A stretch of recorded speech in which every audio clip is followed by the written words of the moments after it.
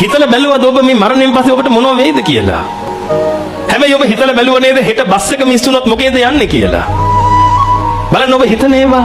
හෙට බස් එක මිස් වුණොත් මම මොකේද යන්නේ? ඒව හිතනවා. ඔබ දැන් මලොත් මොකද වෙන්නේ? ඔබ මේ දේශනාව හමාර කරලා යනකොට බස් එකේ හැපිලා මලොත් ඔබට මොකද වෙන්නේ කියලා ඔබ හිතවද?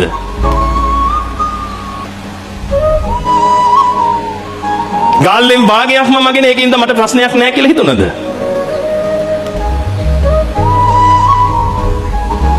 මමනේ ඉගෙන ගත්ත හොඳම කෙනා මට PhD 3ක් තියෙනවනේ ඒක නිසා මට ප්‍රශ්නයක් නැහැ කියලා හිතුණද? ටිකේ ඔක්කොම ඉවරයිනේ. අපි කියන්නේ chapter close කියලා. chapter close නේ. ආයි කවුද එන්නේ ඔබට පිට වෙන්න? ඔබගේ තාත්තා මැරිලාම බල්ලෙක් කියලා ඉපදුනා නම් මං ওই බල්ලා වර්ගෙට ඔබගේ ඉස්සරහට ආවොත් ඔබට පුළුවන් ද ওই බල්ලව මිනිසෙක් කරලා දෙන්න? ඔබගේ තියෙන සියලුම ධනෙ වියදම් කරලා මට පුළුවන් නම් මිනිසෙක් කරලා දෙන්න?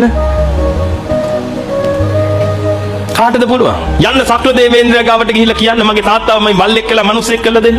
මහා බ්‍රහ්මයාට කියන්න, බුදුහාමුදුරන්ට කියන්න පුළුවන්ද? ඉතින් ඔබගේ ඇඟ හිරි වැටිලා යන්නේ නැද්ද? ඔබ වටින මනුස්ස ජීවිතයක් ගත්ත කෙනෙක්. ඔතනින් කන්වර්ට් වෙන්න යන්නේ බල්ලෙකුට නම් මොන අපරාධයක්ද ඔබ කරගන්න යන්නේ? ඔය කන්වර්ට් වෙන්න යන්නේ පින්වතුනි තිරිසනෙකුට නම් එහෙමත් නැත්නම් පෙරේතෙකුට නම් මොන අපරාධයක්ද ඔය කරගන්න යන්නේ?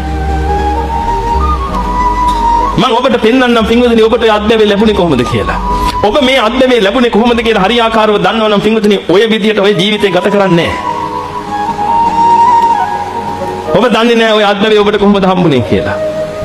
පින්වතුනි මිනිස්සෙක් උපදින්නේ අම්මගේ බඩින් නෙමෙයි.